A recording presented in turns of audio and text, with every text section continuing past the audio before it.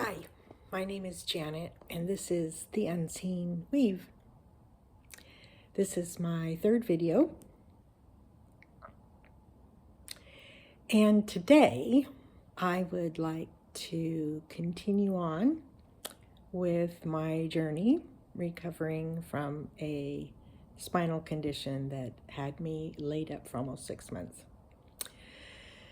So last time I shared that my back condition has been getting progressively better and swiftly since the removal of the bladder tumor that they found incidentally when they were scanning my spine.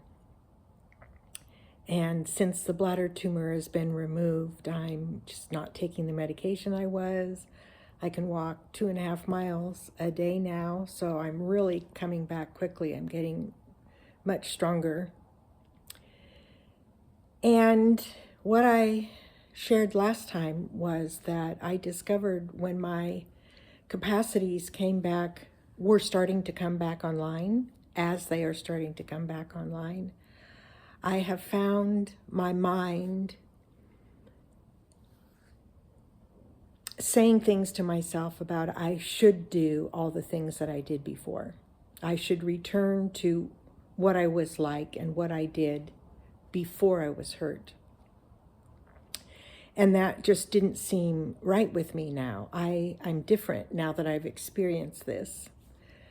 When I couldn't do anything, there were no obligations and responsibilities to meet anyone else's needs because I couldn't.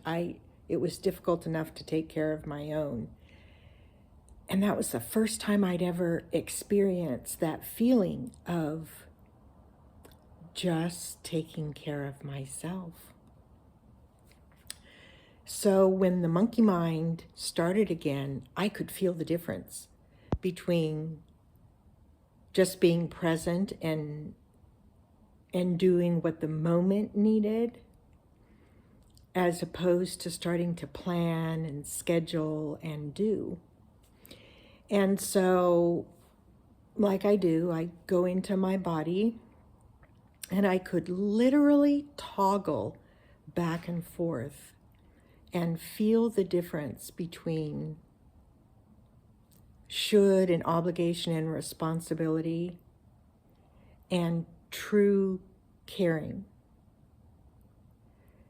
They came from a different source. The true caring and what I really want to do was like a subtle warmth in my heart, and the monkey mind was contracted and pressure and stressful.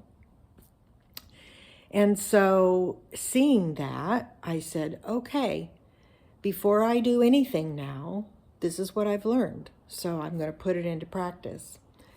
And before I do anything, I'm going to check in with my body. Does my body think I should do this? Or is this something my heart really wants to do? That it makes my heart feel alive and warm and soft. And so I don't know where the idea came from, but I had the idea to go to the library, and they have a bulletin board with all kinds of flyers on the bulletin board about things that in the community that are offered. And so as an exercise, I went to the library and I stood in front of that bulletin board. And one by one, I looked at each of the flyers and I checked in with my body. So, for example, there's all kinds of book clubs. Well, I'm already in a book club here where I live, and so I don't need another book club. So that one was like a nope. There's craft fairs, there's chess club, there's game night. And as I'm looking at all these things, it's like, no. And then I saw something for a vintage fair, and I went, ooh, that would be fun. And I thought about my daughter who makes jewelry, and I've gotten into these creative arts, I thought, wouldn't it be fun? See, my heart lit up. Wouldn't it be fun to do a fair and just have everybody come by, and maybe someone would buy something, maybe they wouldn't, but it would just be fun to have that experience that these things that we've created are on display, and if someone wants them and loves them, they can purchase them. Well, that excited me, but neither of us are ready for that yet. We're both pretty new in our craft. And I kept reading the flyers, but I bookmarked that excited me. And then I saw a flyer that said improv for adults. And I gasped. I went, and grabbed my heart. Now, I had been in an improv group in high school, so that's more than 50 years ago. And I loved it. Absolutely loved it. It was fun. It was lively. We laughed. It was so much fun that when I saw improv for adults, it made me gasp and also feel a little bit afraid. Can I do this? It says for adults, but can I sign up for this and do it? Do I have that courage in me? So I took a picture of the flyer and I continued, and that's all that made me respond like that. So I came home and I couldn't get it out of my mind. Could I do that? I haven't done it in 50 years. Everybody's probably going to be so young. I'll probably be the oldest one there.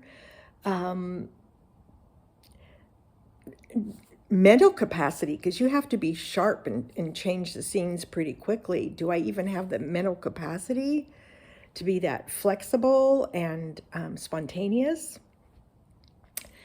And I said to myself, you know what? At least go and sign up. And just, at least take that step. At least go and sign up. So the next day I did. I went to the library, and the last class was going to be on the following Monday. So I was going Friday, and the class was on Monday. So I go into the library. I said, I'm here to register for the Improv for Adults group. And the man goes, ooh, that fills up pretty quickly. I think it's probably full. He goes, but let's check. And my heart kind of sank, but at the same time I thought, well, at least I tried. And then he said, oh, it looks like we have one spot left. Okay. I said, sign me up. So we did. And I was excited and scared. That's the thing I'm finding. The things that my heart really wants to do are very exciting and make me feel happy and warm. And they're at the edge kind of my comfort zone a little bit. And so they kind of strike a little fear too, like, oh, what if I really want to do this, but it doesn't work out? I was afraid that I would be disappointed in myself in some way. Yeah, that I would disappoint myself some way. So over the weekend, I was just like, oh my God, I can't believe I did this. I can't believe I'm 71 years old and I just signed up for an improv class for adults, Then your mind starts going crazy. What am I doing? What's going on here? But I knew how I felt. And that joy was still there, along with the fear. So Monday came, and I thought many times about not going. And I thought, well, if I don't like it after 10 minutes, I'm going to just walk out. Your mind just does this stuff. But I went. And there were about 20 people in the class, maybe 25.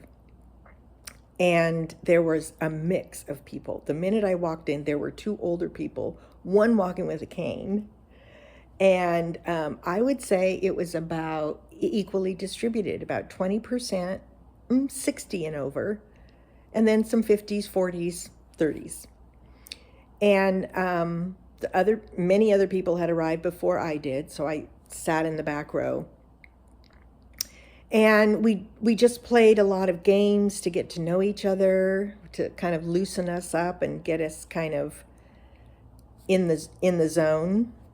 And everybody was laughing, everybody was having fun, and I found myself, I'm looking around at the experience that I'm having, and I said to myself, I am so glad I did this, because I felt so alive. I felt alive. It wasn't that I was trying to feel safe. I felt alive. So we went through a series of exercises to get comfortable with each other, and all of them involve spontaneity and laughter.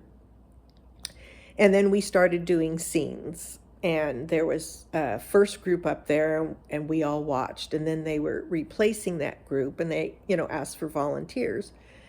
And they said, and many people volunteered, and it was to that point where there was one still needed. Okay, we need one more. And I said, I'll do it. I raised my hand, and I did it.